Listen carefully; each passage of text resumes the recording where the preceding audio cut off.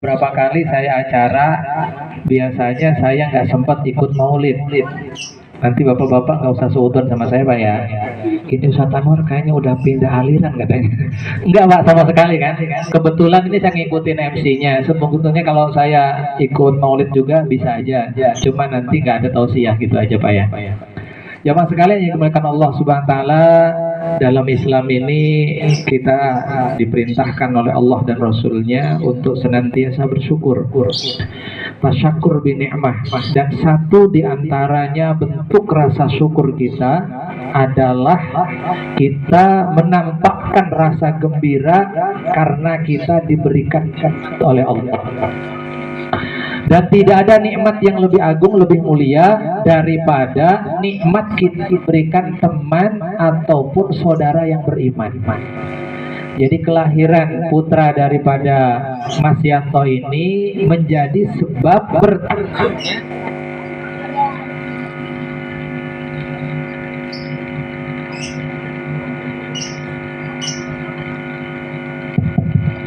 Bismillah, Bismillah. Siapa ya? Oh iya.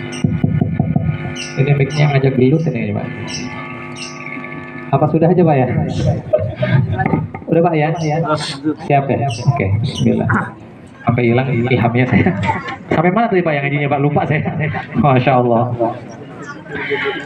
Jadi acara ini menunjukkan rasa syukur atas karunia yang Allah berikan kepada Mas Yanto sekeluarga dengan diberikan amanah ya, nikmat berupa putra yang insya Allah ini akan menjadi tambahan amal buat beliau sekaligus juga beban hidup bagi beliau. Betul ya? Iya, karena beliau akan memikirkan bagaimana sekolahnya, bagaimana jajannya, bagaimana nanti dan sebagainya ya. Betul ya? Setiap ada kenikmatan tentu dibarengi dengan kesusahan. Di mana ada kesusahan, kenikmatan ada di dalamnya.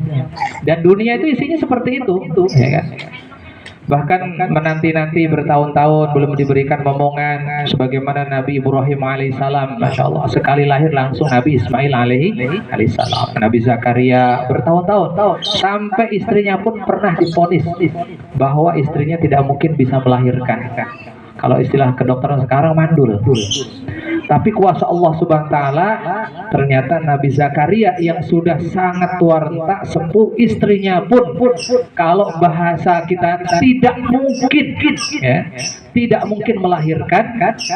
Ternyata Allah Subhanahu wa taala karuniai putra yaitu Nabi Yahya alaihi salam yang kemudian menjadi asbab hidayah kebaikan.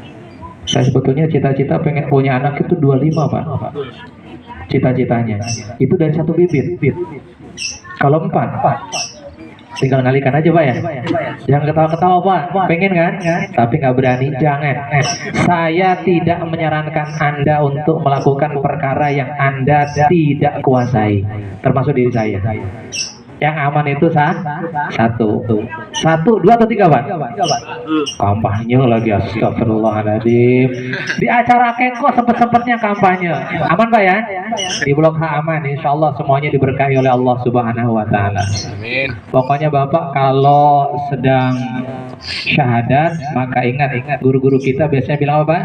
Asyhadu alla ilaha illallah. Yang 2, 3 gak usah marah Pak ya. Itu pilihan. Satu istri itu pilihan. Aslinya Pak dikasih jatah berapa Pak? 4. Bapak yang ngomong. Pilihannya cuma 3, nggak ada 4. Kalau 4 berarti batal. Apa ya? Pokoknya saya nggak paham ngomong apa ini gara-gara Bapak nih. Senyum aja. Jamaah sekalian yang dimuliakan Allah Subhanahu wa taala, alhamdulillah dengan kelahiran daripada umat baginda Rasulullah SAW ini menambah amal kebaikan. Dari mana? Kalau berkumpul 4 orang di satu tempat kemudian berdoa kepada Allah, maka doanya diijabah oleh Allah Subhanahu wa taala. Ada 40 nggak ini? Ada ya, alhamdulillah. Mudah-mudahan kehadiran kita menjadi sebab doa-doa kita dikabul oleh Allah Subhanahu wa taala. Kita doa kepada Allah, mudah-mudahan siapa namanya nih Pak? Lupa saya. Tadi kan dibisikin tadi Muhammad Zaidan At-Taqi. Kok bapaknya kayaknya lupa dengan anaknya itu. Zaidan At-Taqi. Muhammad Zaidan At-Taqi. At-Taqi, Masya Allah, yang bertakwa. Berat ini sebetulnya Pak, soalnya bin Yanto ya. Kalau bin Muhammad harusnya Pak ya. Tapi memang nama itu adalah warisan pertama dari orang tua Pak. Hati-hati ngasih nama dengan anak-anak, kasih nama yang barokah, nama yang ada nisbatnya kepada Allah. Abdullah, Abdurrahman, Abdus Somad, ya, sebaiknya begitu. Atau yang bernisbat kepada para nabi, para rasul, Yusuf, Yahya, Isa. Kalau anaknya gondrong kasih nama Isa, Masya Allah. Kalau ganteng kasih nama Yusuf. Kalau galak dikasih nama Malik, penjaga neraka.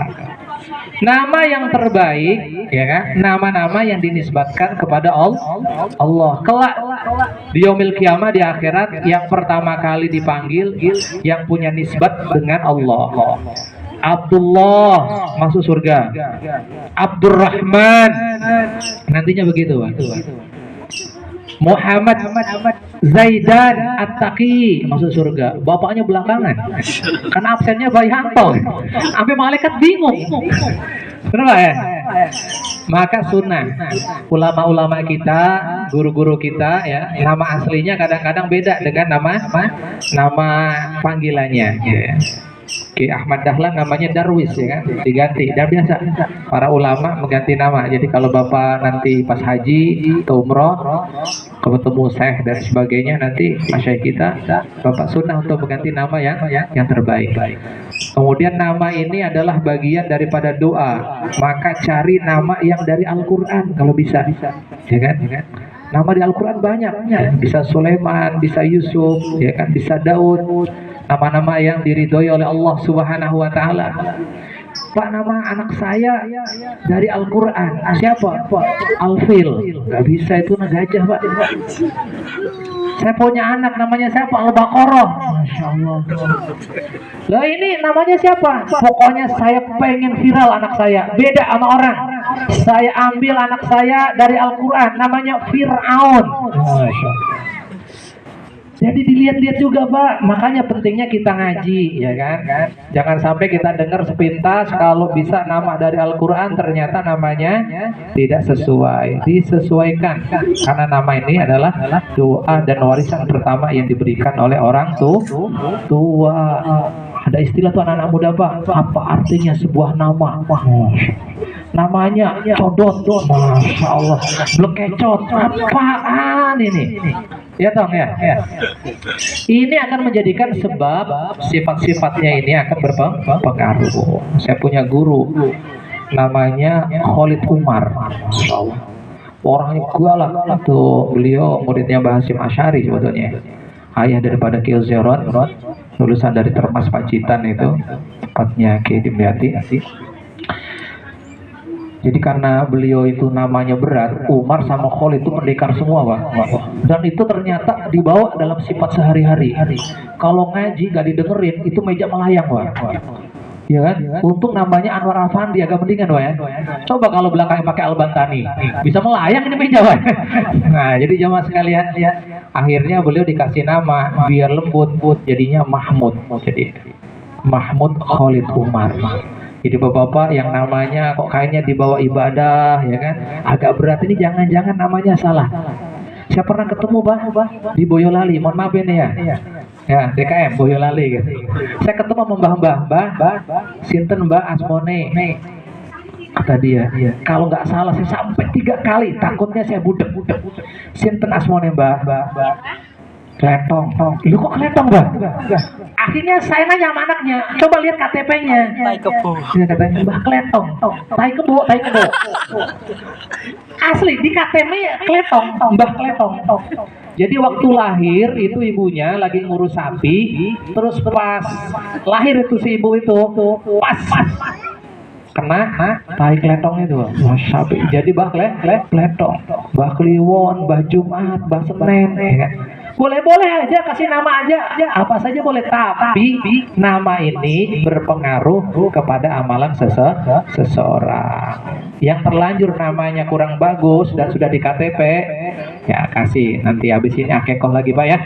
Nah, diundang nanti tim hadroh lagi ya. Saya nggak datang insya Allah. Kok katanya bayinya gede amat udah jenggotan ini. Nah, boleh sunnah ya kan. Sunnah mengganti nama apabila namanya tidak baik. Yang terakhir jamaah sekalian, karena saya mau ke Setu, bukannya tidak sopan, jamaah sekalian, nanti mungkin beberapa menit saya ikut maulid. Nanti kalau sudah jam 5 kayaknya saya pamit Pak ya. Kalau Bapak ingin melanjutkan pengajian, nanti habis maghrib ada pengajian di Anur ya. Tahu kan Anur Pak di mana? Nggak nanya doang saya. Ustadz ngecek terus ini kata, jangan nyinggung-nyinggung dong katanya. Urusan pribadi nggak Pak ya. Itu musolanya di situ Pak, yaitu Anur. Kalau bisa dimakmurkan, khawatir suatu saat pindah, Bapak nyari-nyari bingung ya kan. Mana kayaknya dulu ada Anur di situ kan. Ternyata udah pindah Pak ya. Mumpung musolanya belum pindah, kita makmurin insya Allah. Yang terakhir ya kan, bagaimana kita semua yang punya anak ini ataupun yang belum, maka kita jaga anak-anak kita. Anak kita ini aset yang paling besar, aset yang paling mulia, yang mana ketika seseorang udah meninggal, dia nantilah yang akan menggantikan kita untuk ibadah, untuk sujud, untuk berdakwah. Maka kita tunaikan hak-hak daripada anak-anak kita.